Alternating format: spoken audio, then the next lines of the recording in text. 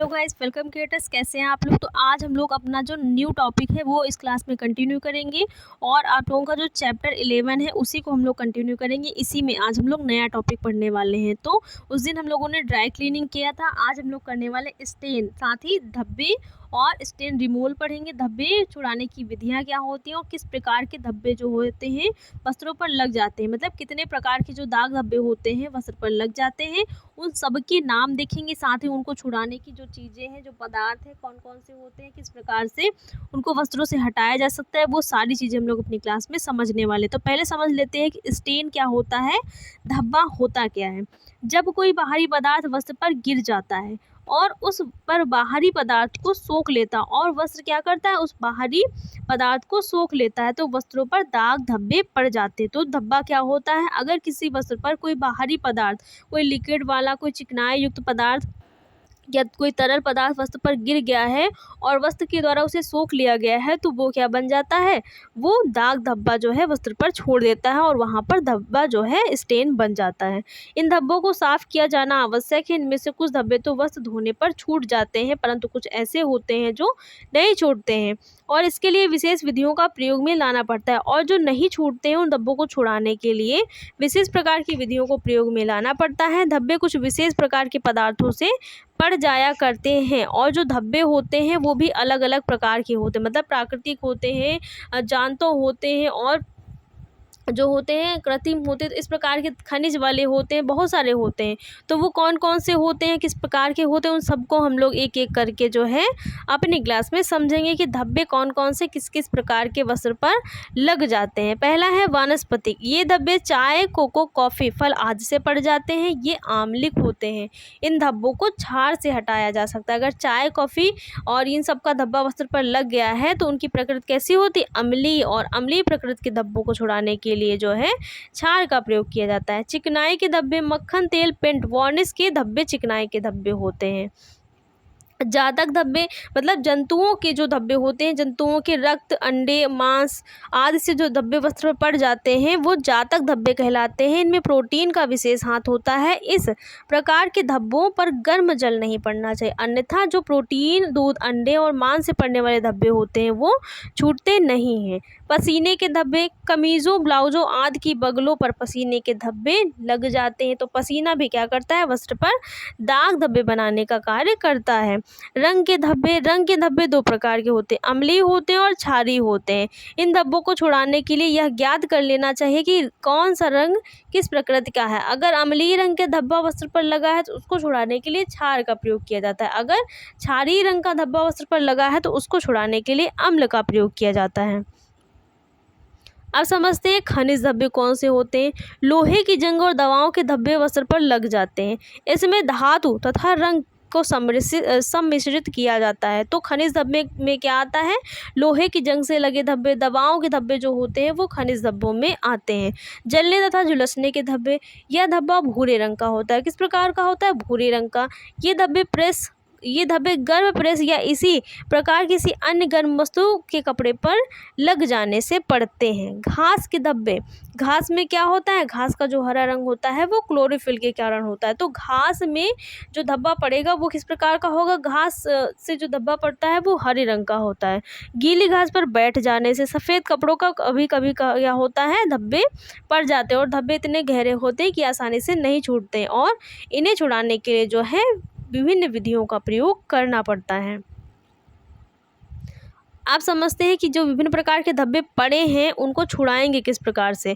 तो कौन कौन से अन्य प्रकार के धब्बे भी होते हैं, उनको छुड़ाने के लिए किन किन चीज़ों का प्रयोग किया जाता है।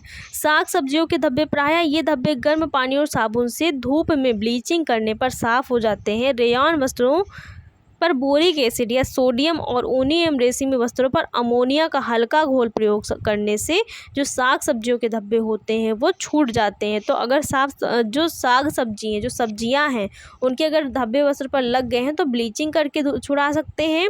और साथ ही अगर रेयॉन का वस्त्र है तो बोरिक एसिड या सोडियम का प्रयोग कर सकते हैं। ऊनी वस्त्र है तो उस पर अमोनिया के घोल का प्रयोग करके दाग धब्बों को छुड़ा सकते हैं। चाय के धब्बे, चाय के धब्बों को शीघ्र ही साबुन से साफ किया जा सकता है। यदि धब्बा पुराना लगाना है तो उसे कॉस्टिक सोडे से साफ़ कर सकते हैं, या फिर उबलते हुए चावल को पीसने के बाद रगड़कर अगर चाहे जहाँ पर गिरी उस स्थान पर लगा देंगे तो वहाँ का जो दाग है वो छूट जाएगा। अंडे का धब्बा, अंडे का ताज़ा धब्बा कॉस्टिक सोडा मिले पानी में साबुन के साथ धोने से क्या होता है, साफ़ हो जाता है।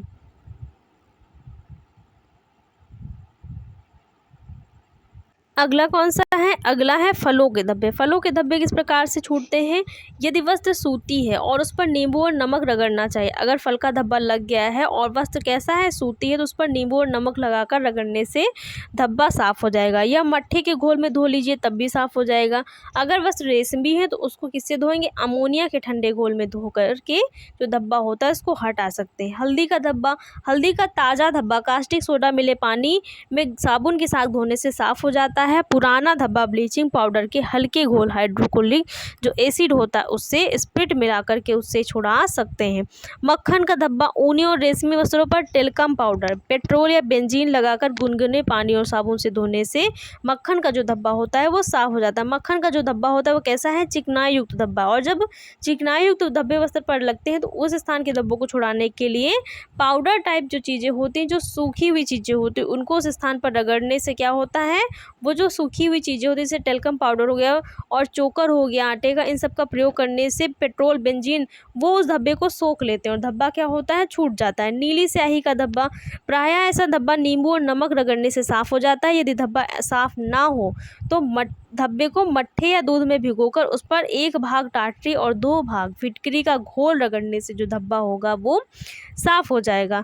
लाल स्याही का धब्बा, लाल स्याही के धब्बे को बोरेक्स या जोल वाटर में घोल में भिगो करके ठंडे पानी और साबुन से धोना चाहिए। यदि धब्बा साफ़ ना हो तो अंडे की सफ़ेदी को वहाँ पर लगा करके रगड़ना चाहिए, जिससे जो लाल स्याही का धब्बा होता है वो साफ़ हो जाता है। लाल स्याही के धब्बे को छुड़ाने के लिए बोरेक्स और ज्वेल वाटर का प्रयोग किया जाता है। काली स्याही का धब्बा, काली स्याही का धब्बा अमोनिया के घोल में धोया जा सकता है जिससे वो साफ़ हो जाएगा।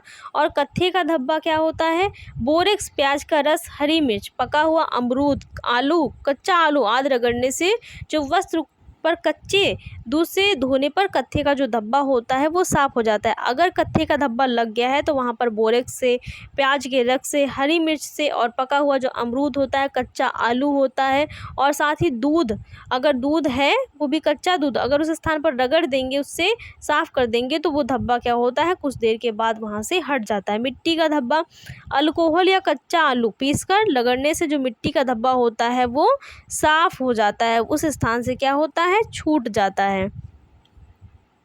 और फिर गुनगुने पानी और साबुन से धोकर कार्बन टेट्राक्लोराइड लगाकर ऑक्जेलिक एसिड के प्रयोग करने से वहाँ पर जो धब्बा होता है वो पूर्णतः छूट जाता है। घास का धब्बा, घास के धब्बे को छुड़ाने के लिए अल्कोहल का प्रयोग करेंगे, ईथर का करेंगे, स्प्रिट का करेंगे और मिट्टी के तेल का प्रयोग करेंगे। जंग का धब्बा, जंग के धब्बे को छुड़ाने के लिए वस्त्र को ऑक्जेलिक एसिड के घोल में डुबोकर बोरेक्स के घोल में डालना चाहिए या नींबू के रस में क्रीम ऑफ टार्टर मिलाकर लगाना चाहिए और उसके बाद साफ पानी से धो लेना चाहिए। अगर तब भी ना छूटे तब क्या करेंगे, हाइड्रोक्लोरिक एसिड के हल्के घोल में रुई डाल करके उस स्थान पर जो है हाइड्रोक्लोरिक एसिड लगाएंगे जहाँ पर दाग लगा है, तो वो धब्बा क्या हो जाता है, साफ हो जाता है। मशीन के तेल का धब्बा, इस धब्बे को बोरेक्स के तेल या तारपीन के तेल में अगर डुबो करके साफ करेंगे तो जो धब्बा होता है मशीन के तेल का वो साफ हो जाएगा।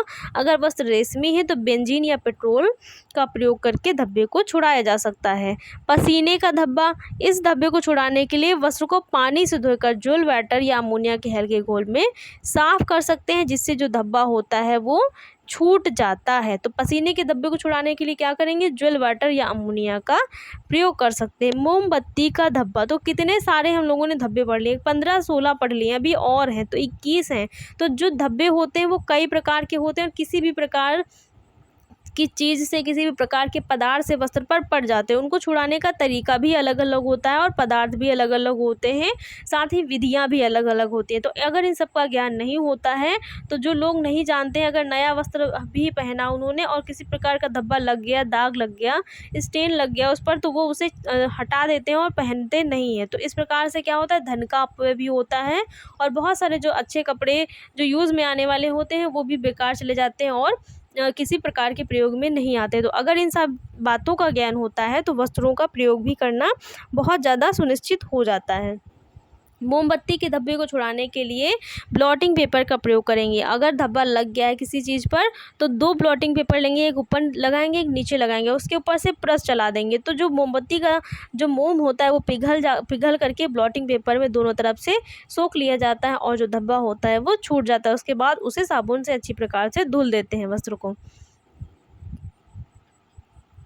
तारकोल का धब्बा, मिट्टी का तेल, कार्बन टेट्राक्लोराइड या क्लोरोफॉर्म लगाने से जो तारकोल का धब्बा होता है वो हट जाता है। रक्त का धब्बा, ऐसे धब्बे को ठंडे पानी में नमक या कॉस्टिक सोडे के घोल में डुबोना चाहिए। यदि वस्त्र रेशमी है तो स्टार्च का पेस्ट लगाकर सुखाने पर ब्रश से झाड़ देना चाहिए और फिर गुनगुने पानी में साबुन से धो देना चाहिए तो जो रक्त का धब्बा होता है वो छूट जाता है। लिपस्टिक का धब्बा, ऐसे धब्बे पर कार्बन टेट्राक्लोराइड या मेथिलेटेड स्पिरिट लगाकर साबुन से धोना चाहिए। तो लिपस्टिक का धब्बा छुड़ाने के लिए कार्बन टेट्राक्लोराइड या मेथिलेटेड स्पिरिट का प्रयोग किया जाता है। वार्निश का धब्बा, ऐसे धब्बे को तारपीन के तेल में, वार्निश का धब्बा लगा है तो तारपीन का तेल प्रयोग करिए और उसमें साबुन से धोना चाहिए, फिर छूट जाता है। अगर तब भी नहीं छूटे तो अल्कोहल या स्पिरिट रुई में लगाकर उस स्थान पर रगड़ दीजिए, जो धब्बा होता है वो छूट जाता है। जूते का पॉलिश का धब्बा, अगर जूते की जो पॉलिश होती है अगर वो वस्त्र पर लग जाए तो किस प्रकार से धब्बे को हटा सकते हैं।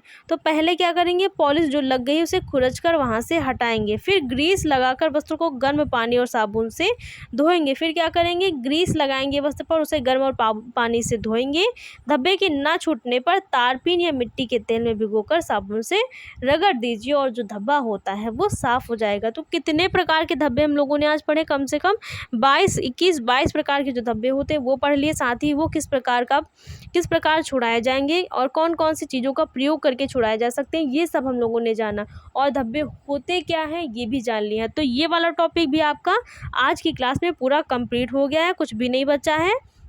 दाग धब्बों से 1-2 क्वेश्चन बन ही जाता है आपके एग्जाम में, चाहे वो ऑप्शनल हो चाहे आप लोगों का जो है दीर्घ विस्तृत लघु, कोई भी एक क्वेश्चन बन के आ ही जाता है। तो ये टॉपिक पूरा कंप्लीट हो गया। इसके आगे की जो क्लास है, इसके आगे का जो टॉपिक है हम लोग नेक्स्ट वाली क्लास में कंटिन्यू करेंगे। तो गाइस, आप लोगों को क्लास कैसी लगी? अगर क्लास अच्छी लगी हो तो वीडियो को ज़्यादा से ज़्यादा लाइक करें, शेयर करें और चैनल को सब्सक्राइब करें। Thanks for watching guys.